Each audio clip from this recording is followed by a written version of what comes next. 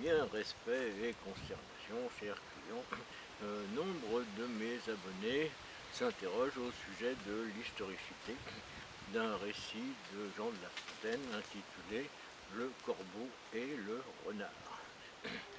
Alors si vous ne connaissez pas, on y décrit un conflit entre deux animaux au sujet d'un camembert au lait cru AOC.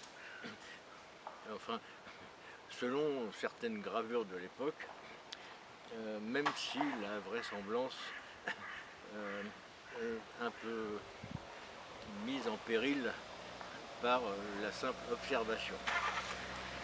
Évidemment, tout le monde met en route son moteur, puisque je commence à tourner. Enfoiré.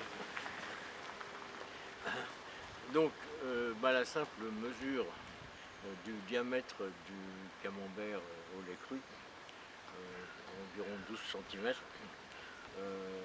nous permet de comprendre qu'il est absolument impossible de faire rentrer ça dans le bec d'un corvidé.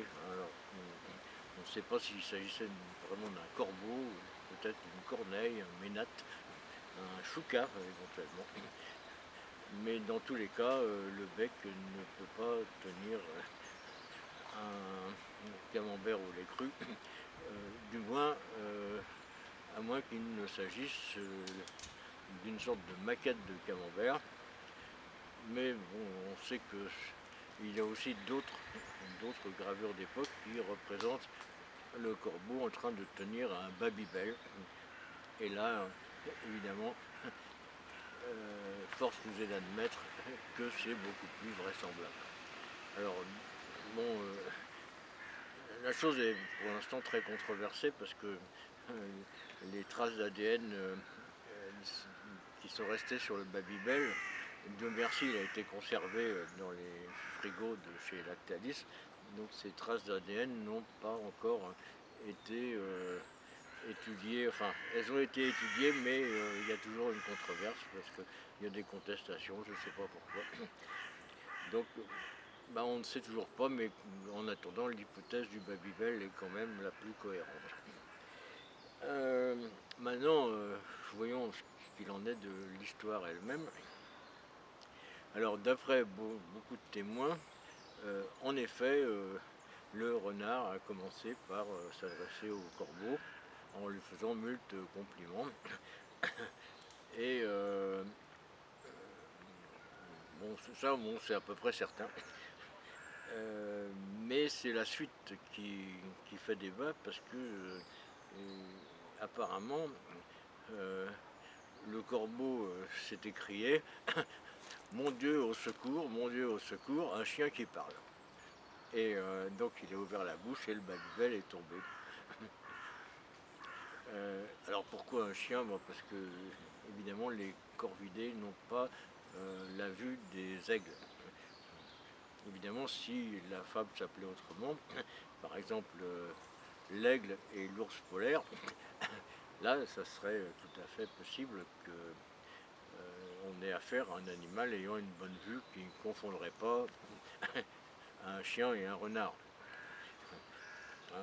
D'ailleurs, bon, j'en parle parce qu'il se trouve qu'il y a une fable d'une sorte de PPD du 18e,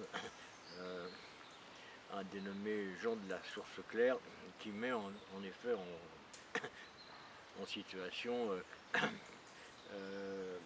un aigle et un ours polaire. Ça s'appelle d'ailleurs l'aigle et l'ours polaire. Et l'aigle ne tient pas dans son bec un fromage d'ailleurs, mais une barre chocolatée, marquée Mars. Tout est suspect dans cette histoire. Je le signale, parce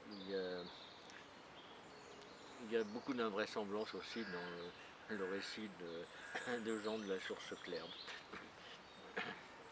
Voilà. Mais par contre, c'est vrai que les aigles ont une vue d'aigle, comme leur nom l'indique, hein, évidemment.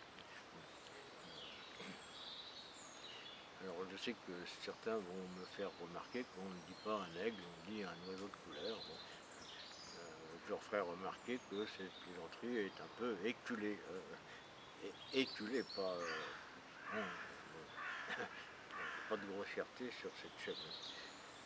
Voilà, bah, c'est tout ce que j'avais à dire au sujet de cette fable de Jean de La Fontaine. Donc, bah, évidemment, après, on imagine que ce dernier, à partir d'une histoire vécue et relayée par un certain nombre de témoins, a cherché à broder, à faire une poésie plaisante, pourrait vous dire. Voilà, voilà. You.